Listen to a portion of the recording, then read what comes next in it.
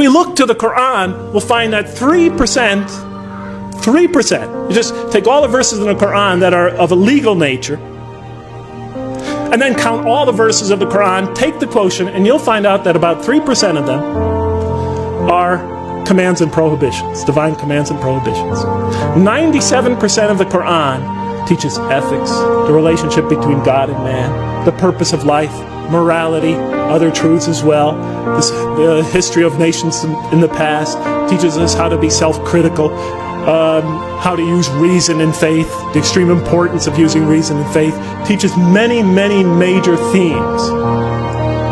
You know what I was taught when I became a convert? Rules, rules, rules. If I hadn't studied this religion myself and entered this religion and all I received were rules, rules, rules, I would have left it the next day.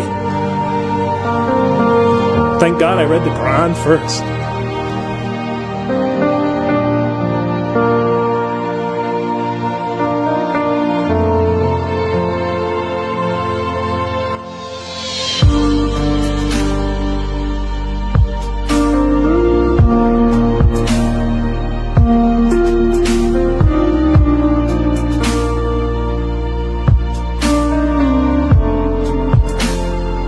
And the Quran is written in a very interesting style.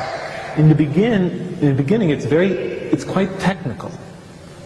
It goes into a lot of specifics, laws and rules and regulations. By the middle, it takes you into stories, beautiful stories, powerful allegories. Towards the end, the emotions of the Quran picks up and it like reaches a crescendo and brings it all to this beautiful, powerful bursts of spirituality and eschatology, and it all comes together in brilliant, pounding images. And by the time I was getting towards the end of the Quran, as my atheism began to fade away, I began having these powerful spiritual moments when I felt I was in the presence of this tremendous divine embrace. I remember reading the surah, وَالضُّحَى وَاللَّيْلِ إِذَا سَجَى مَا وَدَّعَكَ رَبُّكَ. When I got to the end of that surah, I cried like a baby for 20 minutes. I didn't even believe in God. And it brought me to tears. And I would try to deny these experiences as I was having them. I would try to step on them. They just kept coming.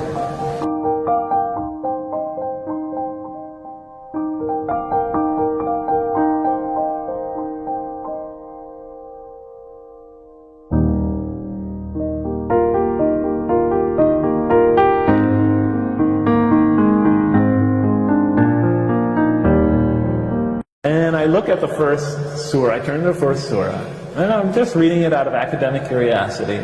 And it's obviously a hymn of praise to me. It's like a psalm for those of you who know the Bible.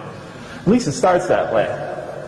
In the name of God, the merciful, the compassionate, all praise be to God, ruler of all worlds, master, king, or master of the day of judgment. Actually, the day of requital, the day of recompense, the day when counts are settled. To you alone, and then it goes on from there. And I'm reading it, and I'm thinking, oh, a hymn of praise, a psalm.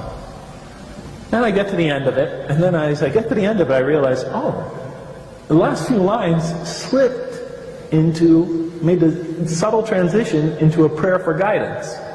Show us the straight path, the path of those whom you have favored, not those who have gone astray, or upon whom is violence or wrath. And I thought, what a clever author. He tricked me into making a prayer for guidance, a supplication for guidance. Clever man. So I assumed the Quran had a human author.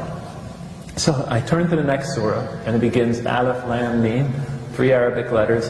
Then that is the book, wherein no doubt is the guidance for those who are on their toes or vigilant.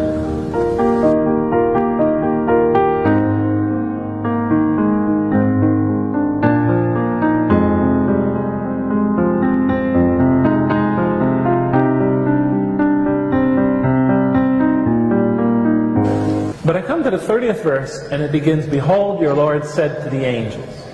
Behold, your Lord said to the angels. So we're about to hear a heavenly announcement, a heavenly election, a a great moment. So, this great election.